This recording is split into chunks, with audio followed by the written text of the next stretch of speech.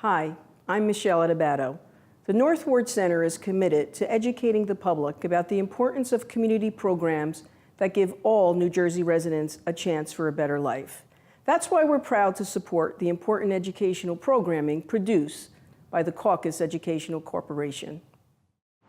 This special edition of One-on-One with Steve Adubato is brought to you from the Tisch WNET studios at Lincoln Center. Funding has been provided by Summit Medical Group, the Turl Fund, supporting right from the start NJ, United Airlines, the North Ward Center, New Jersey Sharing Network, dedicated to saving lives through organ and tissue donation, Holy Name Medical Center in Teaneck, New Jersey. Healing begins here. And by Choose New Jersey. Our mission is attracting companies to the Garden State. Promotional support provided by The Record, North Jersey's trusted source, and northjersey.com. And by Meadowlands Regional Chamber, building essential connections that drive business growth. This is One-on-One. I'm an equal American just like you are. The jobs of tomorrow are not the jobs of yesterday. Look at this. You got this? Here it is, man. Look at that. Life without dance is boring. I don't care how good you are or how good you think you are, there is always something to learn. Do you enjoy talking politics? No. People call me because they feel nobody's paying attention. Our culture, I don't think, has ever been tested the way it's being tested right now. Such a good question. High five. Hi, I'm Steve Adubato here at the Tisch WNET studio here in the heart of New York City, Lincoln Center. Will you stop looking at you? Look at all my buddies. There you are. Now look how great she looks. Jami Floyd's in the house. She's the host of WNYC's All Things Considered. What a great show it is. By the way, 4 p.m.?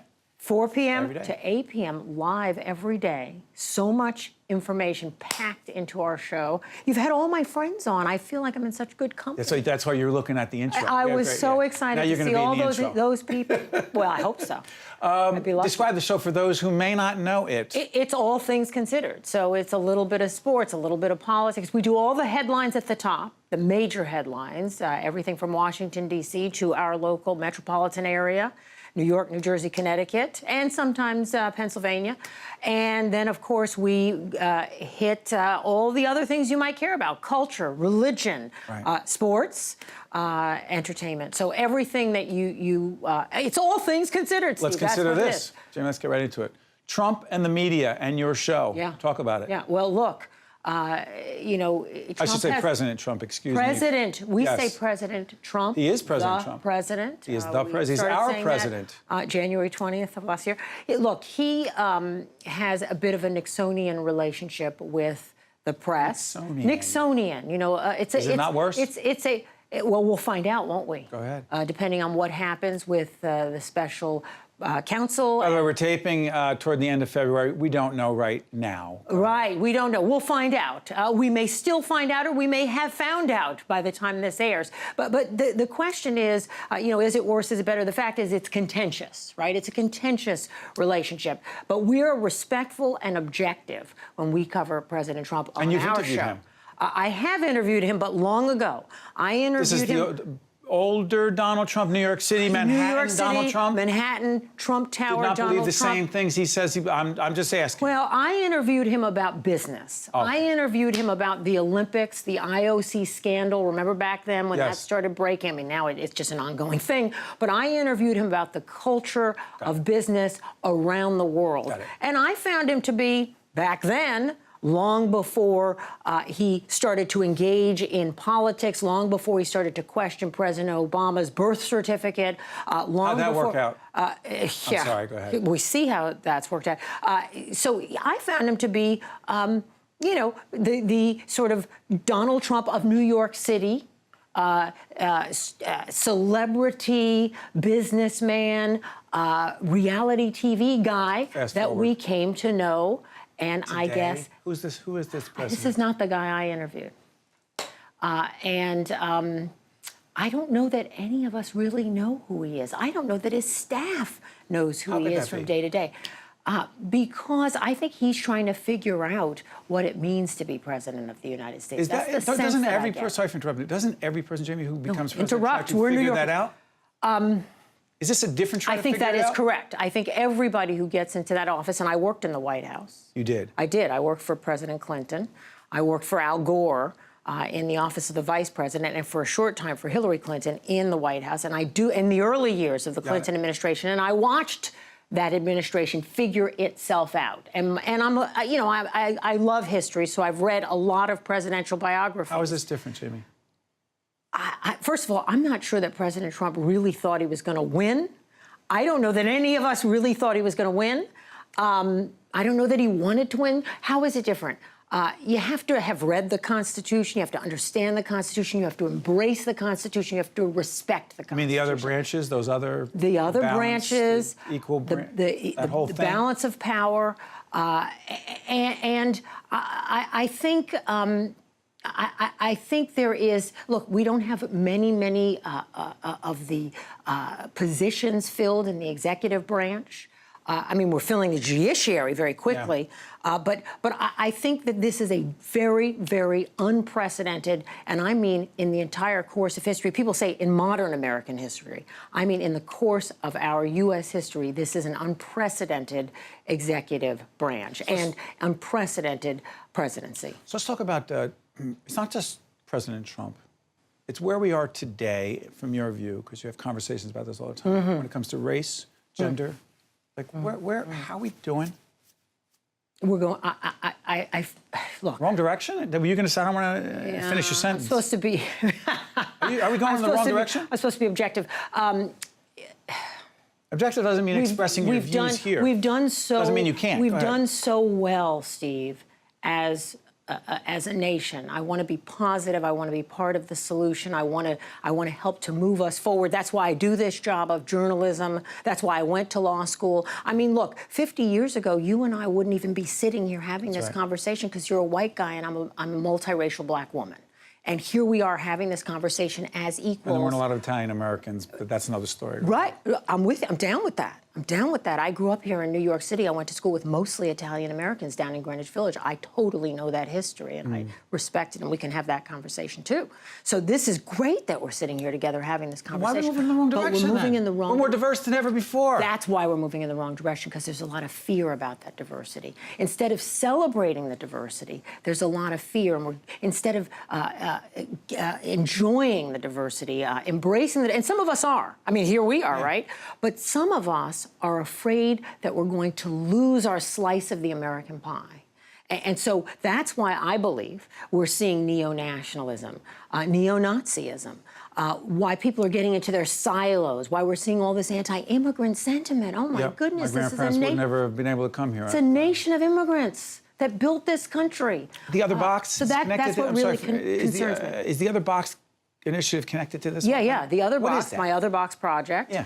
which I actually started in 2014 in the Obama administration, not anticipating this current surge of neo-nationalism, not anticipating a Trump administration, is about the new American identity.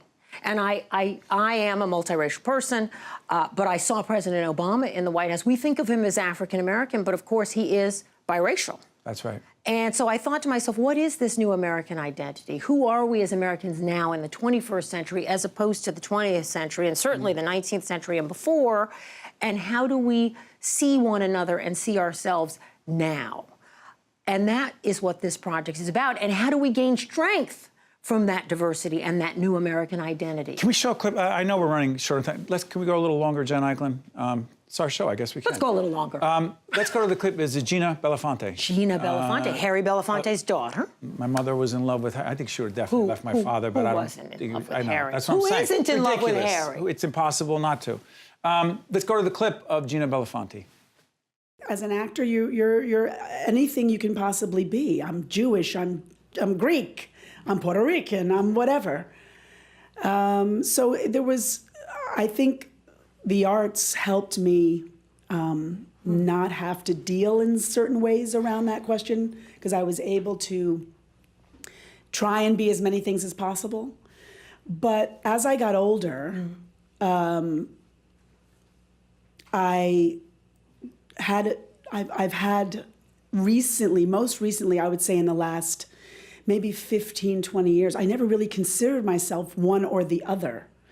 But doing the work that I do now, there's no question what I am in the eyes of many, which is that I'm Black. And that's that. Amazing, huh? She's so honest. Do you think, in listening to Gina Belafonte, I mean, I think about Harry Belafonte, an incredible, not just artist and entertainer, but what he did for the civil rights movement with Dr. King, Sidney Poitier, and others. I don't know why. We have one of the leaders from NAACP coming here a little bit later today. Dr. King, crazy question, I know. Would he be able to break through any of this today and help bring us together? I'm thinking of her, and I was thinking the pictures of everyone locked arms across the Pettus Bridge. Marching across the bridge in Selma. 4 times they had to march. They had the 3 marches, and then the 4th, and people very nearly died. John Lewis, who's now one of my heroes in Congress, still fighting for our right to vote, which is now being scaled back. I have to believe that the answer is yes. I think that one of the things we are missing now is some leadership in this country. Moral leadership? Moral leadership, strategic leadership, the ability to coalesce around issues that matter, like voting, like civil rights, like equal housing, and schools that are not segregated. You know, we still have segregated schools in this country. I mean, Dr. King... By income, zip code, et cetera, exactly. So we were able to legislate, but we haven't been able to effectively change our society in a way that makes those laws a reality for so many people in this country. Are you hopeful? I'm an optimistic realist. So am I dodging your question? No. I think you think you have to be? I think I'm hopeful. Do we have to be? I think I am hopeful because, you know, I do believe in the American vision. I believe in the spirit of the Constitution that we can be a more perfect union. I mean, it's so corny, but I really believe it. I believe it. I never would go to England or go to Canada. You're a patriot. I am a patriot. I am a patriot. It's interesting how patriotism, patriot. Could we show a picture of your parents, by the way? We define patriots. Wow. Look at them. Harlem. Circa what? Give me the... It was 1963. Wow. Right before I was born, the year Kennedy was shot. My mother was pregnant with me when Kennedy was killed. November 1963. Yeah. You are terrific. And can we tell everyone again when they can check out you? They can check out. We have the Other Box Project online.org. You can go. We're always at WNYC on Twitter. Or they can listen live at 4 p.m. 4 o'clock every single day, 93.9 FM. Thank you for the plug. We're all in the public broadcasting family. Yeah, we're the La family. Familia. And that's why I'm here. Thank you for having me. It's such a treat. You're wonderful. All right. Stay with us. Be a great guest here, right? Be right back after this. To watch more One-on-One with Steve Adubato, find us online and follow us on social media. The public television family and our Firehouse family is also pleased to welcome Dan Harris, author of Meditation for Fidgety Skeptics and also 10% Happier, and also co-anchor of Nightline on ABC News. Good to see you. Right across the street. Right across the street. Right across the street. street. It is right. Long commute. Thank you for coming over. I'm fascinated by your work. I'm a fan. But I'm also fascinated by your candor. One of the first things you talk about, and I read in the book, was the experience, I believe, in 2004 that you had. And I encourage folks to go online, check it out. You literally had a panic attack on the air. I'm sorry for jumping right into it. No, go for it.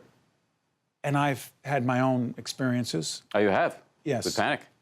It didn't manifest itself exactly like yours. Mine was a whole sweating thing because I thought the room was too close in it. Whatever. Either way, it doesn't look good. It didn't feel good. And the fact that you put it out there, wrote about it, said it, and then did a report, what is the connection between that panic attack that you experienced, network, national television, and the whole meditation thing? It set me off on a weird and windy journey that ultimately led me to meditation. It was sort of, as they say in the movie business, the inciting event. So I had the panic attack in 2004.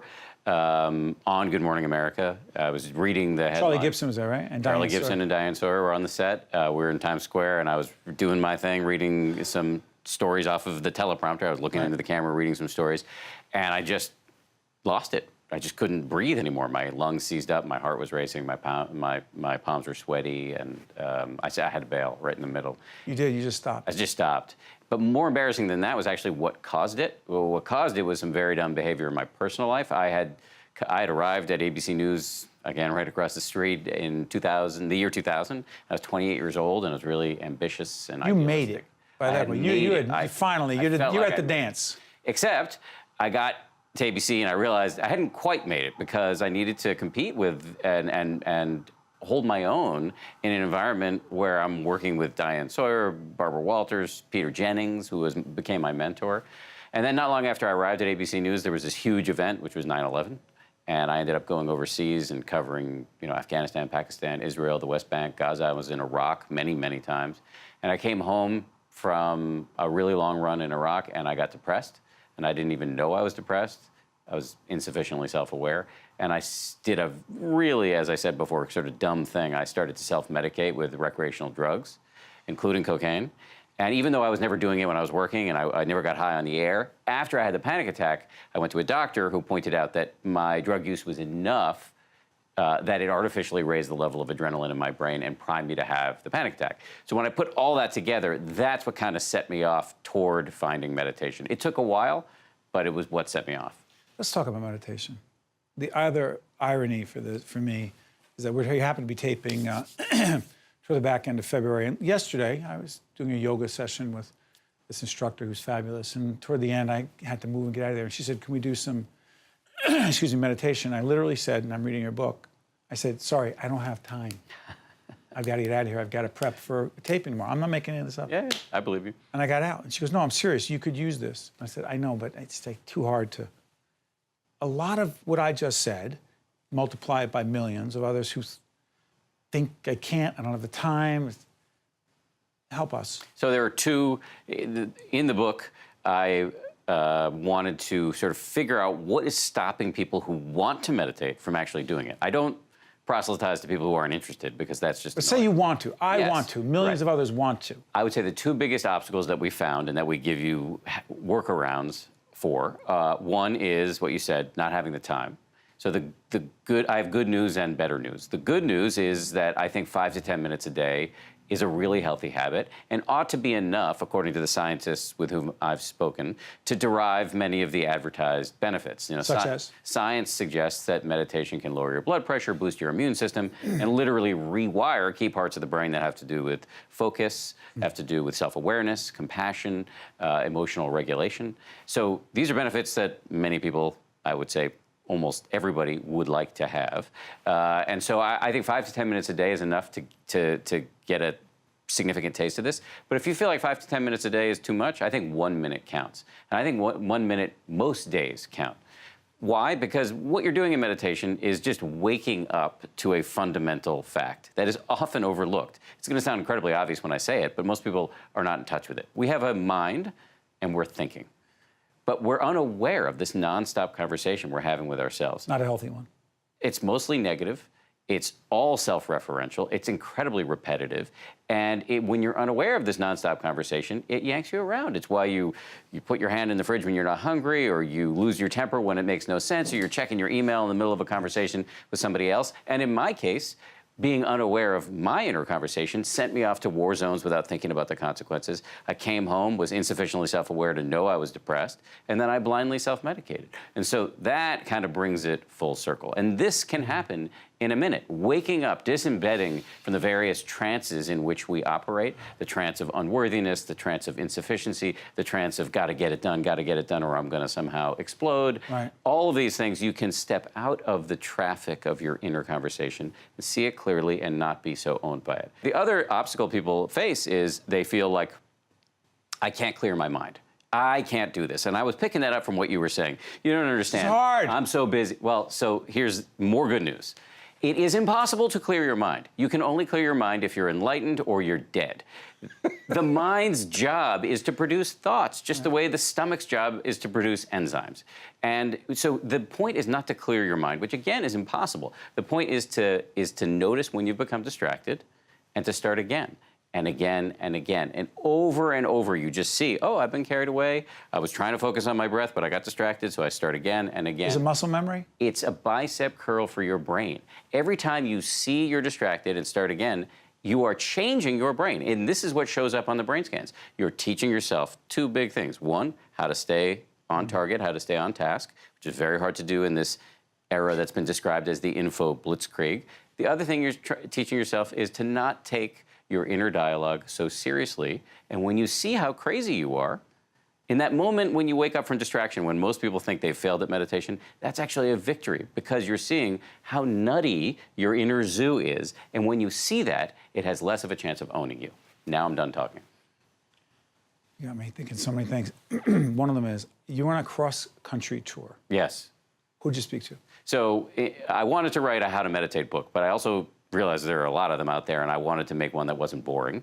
So I decided to structure it as a story. One of the things I've learned at ABC News is how to tell stories visually. So we got a really ridiculous big orange tour bus. We put big 10% happier decals on the side of it. We recruited an amazing meditation teacher, and we went to 18 states in 11 days, which is fast to cross the country. By the way, this bus, the previous occupants were Parliament Funkadelic. The band. The band? Yes, Parliament? Yes, George Clinton's band. That's I'm pretty wild. sure we were the most boring people ever to occupy the bus. I'm confident that's true. So we met with celebrities, cops, social workers, politicians, formerly incarcerated youth. You had a member of all Congress sorts of who was people. like, I'm sorry, Yeah. I remember I read in the book, it's like, are you kidding me? Why can't we spend a couple minutes to do this with all Absolutely. the BS we're dealing with down Absolutely. here? Elvis Duran, who we had right here, Elvis Duran used to have a little bit of a temper, dare I say, and? He started to meditate, and it's gotten a lot better. And so we just met a wide variety of people, and we really did a taxonomy of all of the obstacles that stop people who want to meditate from actually doing the thing. And we developed a bunch of tips to help you get over it. And in the process, we also teach you how to meditate. What's it done for you? Teaching and motivating and helping others? It has changed my life in a massive way. I wouldn't say I was a miserable guy, but I was really stressed. There was so much churn in me, so much ambition, and so much frustration when things didn't go my way. And I was. Is there a club we're in? But go ahead. That's right. Even when It's you're not older, it's still uncommon. there. But go ahead. I'm sure, and I still have some of that. But what I've learned how to do is I'm still very ambitious, man. I'm writing books. I have a podcast. I have a podcast. I have a company. We put up the podcast. People know how to get it. Go ahead. Thank you. I appreciate that. I have a startup company that teaches people how to meditate through an app. I anchor 2 shows at ABC News. I'm still very ambitious. How are you managing that stress with all that stuff? It's I married very well, and I also, meditation, exercise, getting enough sleep, eating well, taking care of myself helps me sort of do what I need to do without going crazy. But that's not to say that I never get run down, that I have that I have absolutely destroyed my capacity to be a schmuck. It's still there, but I'm less so than I used to be. And what I've found is that, yes, it's true that a certain amount of stress and striving and plotting and planning is necessary in order to get done what you need to get done.